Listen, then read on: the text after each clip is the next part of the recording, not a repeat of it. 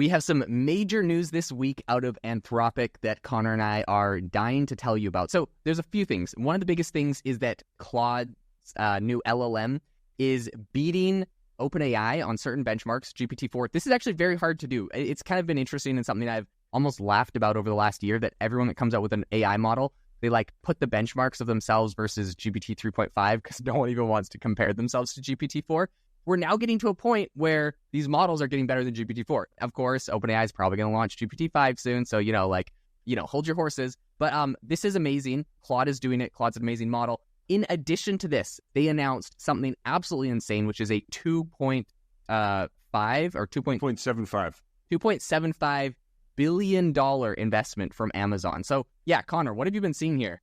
Jaden, where to even begin on this? Anthropic is having itself a week, or this past week. It was just bonkers. I mean, so first of all, Jaden, we were talking about it was kind of a weird, quiet week for a little while there. And then Amazon kind of comes out and tells the world that they're doing $2.75 billion into Anthropic. And they might have been reading the tea leaves a little bit just because you and I and a lot of other people got access to Claude 3, whenever that was, a couple weeks ago.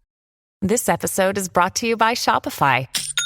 Forget the frustration of picking commerce platforms when you switch your business to Shopify, the global commerce platform that supercharges your selling wherever you sell. With Shopify, you'll harness the same intuitive features, trusted apps, and powerful analytics used by the world's leading brands. Sign up today for your $1 per month trial period at shopify.com/tech, all lowercase. That's shopify.com/tech. And I'm hearing just from anecdotally, but certainly I'm experiencing Claude 3 is just so good. And but here's the interesting thing, right? A lot of different places to take this because Amazon, this was its largest venture investment ever. And when you're talking about that with Amazon, like that's pretty serious. And so just the implications of that for like what they're offering like enterprise users and through Bedrock and through, their cloud provider, all that kind of stuff, like they're clearly, making a really, really big bet in Anthropic. Of course, Google has also made a big bet from Anthropic early on. I think Google invested, I think it was like $300 million back when the valuation of Anthropic was very low. But the thing that I'm, again, sort of like the most interested in a way, is this chatbot arena leaderboard. And Jaden, you kind of hit the nail on the head, right? Like you see these things and everybody's kind of creeping ahead of everybody else. But ultimately, it's interesting. It gives you a good benchmark. ChatGPT4 came out a year ago, guys. So obviously OpenAI is still, kind of the OG on this. But my thing for this is when I saw Claude 3 up there, it was like one of these moments in the movie where it's like, wait, there's a new leader for the first time in 40 years. Or it just felt like that moment. And so when I saw that, that was interesting, but even maybe more interesting was that's Opus, right? That's the paid version, which I pay for. But then there was also Haiku, which is they have Opus, Asana, and Haiku. And Haiku was beating an old version of GPT-4 as well. And when you think about the efficiency of all of this, and Jaden, I know with AI Box, by the way, I love the new AI Box hat. Got to get that merch out there. But something like, for developers, when they see something like this, a small, really reliable model that's way more efficient and way cheaper, even that feels really exciting, no? Yeah, 100%. I think for me, what is amazing, like you mentioned, is of course we're having these models that are getting better and better and more powerful. So this is cool. And yeah, seeing Claude beat GPT-4, that's also very cool. We've actually talked about this on the podcast before. We've both been very impressed with Claude as of recent. And like, who knows what's coming down the pipe. Sam Altman recently said that GPT-4 sucks.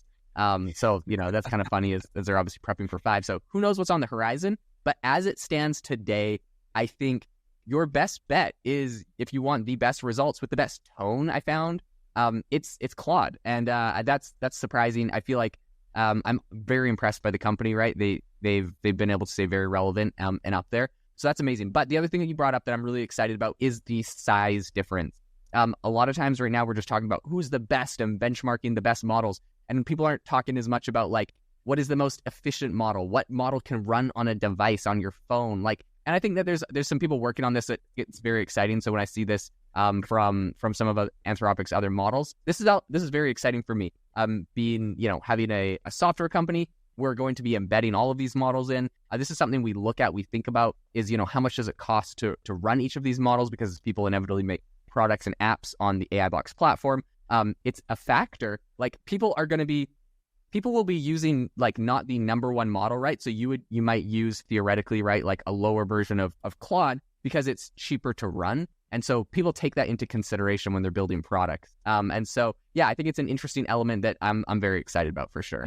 Yeah, same. And it's just funny because, I think Ethan Mollick had pointed, the Wharton professor had pointed out that Bloomberg had spent something like $10 million on an LLM that, can't even beat like 3.5 or something like that. And it's this thing where I remember the original, not original, but last year's interview with Lex Friedman and Sam Altman, where they were talking about GPT-4 and saying, gosh, this kind of looks like AGI almost. And now Sam Altman is here a year later saying like it totally sucks, which is a pretty big. Now, this is also what I love, just sidebar. What I really like about Sam Altman is the quickness in which he talks about things not working. So you and I have talked about with the plugins on ChatGPT, and how pretty quickly after that Altman said, I just don't know if there's a good product market fit because people seem to want GPT technology built into their Canva or their Kayak or whatever, but they don't need to go to a separate thing. And I think he was dead on. So just the ability for him to call out his own product. Now,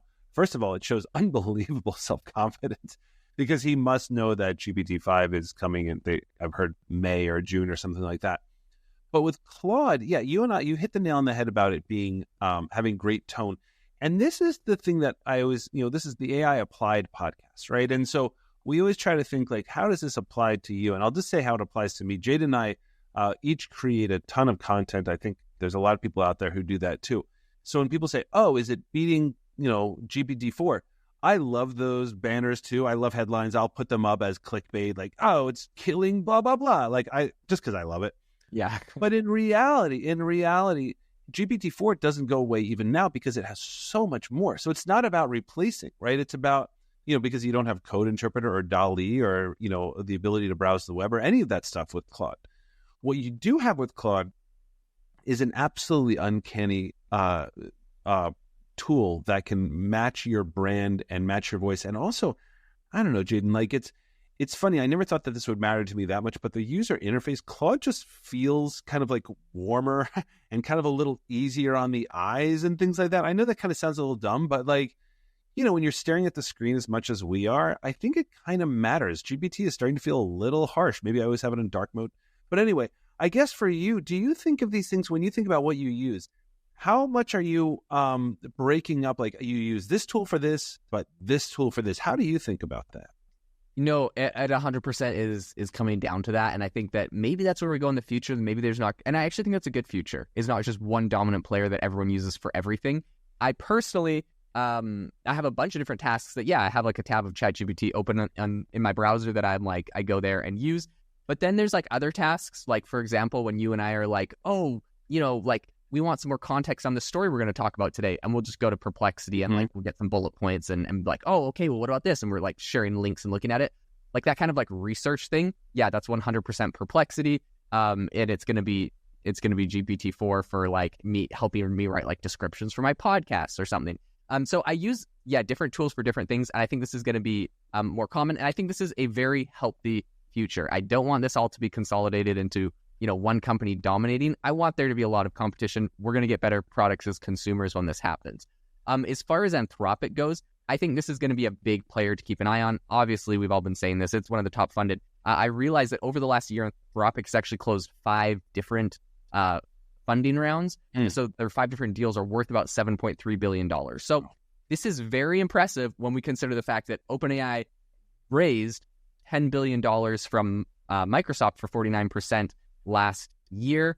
And so like they're getting very close to that, right? 7.3 billion. Now it's not like all cash, because some of it's like they're obviously working with Amazon because they're getting like, cloud. But that was kind of the deal with OpenAI as well. Like in the $10 billion they got from Microsoft, it's like, yeah, here's $10 billion, but you got to be on Azure and we'll build you custom stuff. But so it's kind of like these cloud providers are also like dishing out money that they know is going to come back to them. Some people say it's like, it's like rigging their books or whatever, because It's like, here's some money, but you definitely have to give it back to us. And then they count it all as revenue. But, whatever. That's an accountant's problem, not mine. But I do think, big player. They're raising almost as much money. And the thing that I like about Anthropic, and I hate to be, I don't know, a pessimist or whatever, the thing that I do like about Anthropic is that they were scrappy enough and they were able to go and, cobble together a measly $7.3 billion, but they got it from different companies. And I actually think this is a big play because they got $300 million from Google's cloud platform. And I actually like this because when you have this situation, you don't have 49% of Anthropic necessarily being owned by one company that it feels like can have maybe more control over the company than you'd like. And that's the only thing with OpenAI that's kind of tricky is like with 49% being owned by Microsoft, they can make a lot of decisions. They have a lot of sway into what's going on there. And so I think that's something that a lot of people are paying attention to. Yeah, I think you're right. I mean, because we don't associate Anthropic with Amazon quite as readily. I mean, we do a little bit, but not quite so much as OpenAI and Microsoft. And it's OpenAI and Microsoft are, by the way, huge fan, obviously. But it's also like, it's starting to feel a little boy bandish where it's like, Justin Timberlake wants to break off and do his own thing. You know what I mean? Like it's starting to feel like they're frenemies in a way, right? Just because how they share revenue and all that kind of stuff is getting like a little strange to me. But yeah, with Anthropic, I mean, I agree. So do you remember, Jaden, we did a story not so long ago where Anthropic was projecting, I might have this number wrong, so apologies, folks, don't take my word for this, but like they were projecting something like revenue at like 800 million for the year. I don't think it was AR. It was like for 2024, whatever it was. And I think I and you and others were like, where are they getting this number, right? Because this is before Claude 3. They had lost their competitive advantage around context window, which was their big thing. I don't think people think enough about the ethical frameworks and safety and stuff like that to do that. I don't think we're at that stage of the movement with AI in that we are with buying organic and stuff like that, or the green movement. I just don't think we're there with AI where that's really going to impact consumers. I think consumers are much more concerned with, obviously, speed, accuracy, and efficiency. Mm-hmm. And I'm thinking that, okay, all of a sudden that 800 million feels like, oh yeah, they're totally going to do this. But I also think that, and somebody on my LinkedIn timeline, I think it was Jason Wild, like from Microsoft or formerly from Microsoft, saying this was like, it's like the guy running or the woman running like the 10K. It's like, if you know you're not going to win, you sprint in the beginning. And it feels like Anthropic right now is sprinting. They're getting a name for themselves, everything else, because GPT-5 is just around the corner. Anyway, like, I'll wrap this up because I know we're going a little long here, Jaden, talking about this. But like the thing that's exciting to me is that if you are listening to this podcast, you're listening to AI Applied, what we always encourage you to do is don't get wedded to one thing, one tool. You know what I mean? Like GPT-4 has been awesome, but look, I mean, Claude 3 for brand, voice, all that kind of stuff, try it out, get in there, see what tools work for you. You don't need a million at the moment. Perplexity, Claude, GPT are kind of my go-tos. And now U.com too. Shout out to U.com. We spoke with Richard Socher about some of that stuff. Anyway, I think, Jaden, the way that you and I see it, I don't want to speak for you, is look, keep an open mind, test these tools out. You'll find what works for you. Yep, 100%. And I definitely have different tasks and I use different things for. And anytime, lest you get hung up on the fact that, but I don't want 4 tools that all cost $20 a month. Yes, you actually do, because all of them save you so much time and energy. So just make the investment, especially if you're using this for anything related to your career or your job. This is the best investment. If it came down to it, cancel your Netflix and get Claude. You can quote me on that. Anyways, thank you so much for tuning into the podcast today. If you got any value out of it, if you learned anything new, please consider following us, subscribing, and leaving us a review wherever you get your podcasts. We really appreciate it.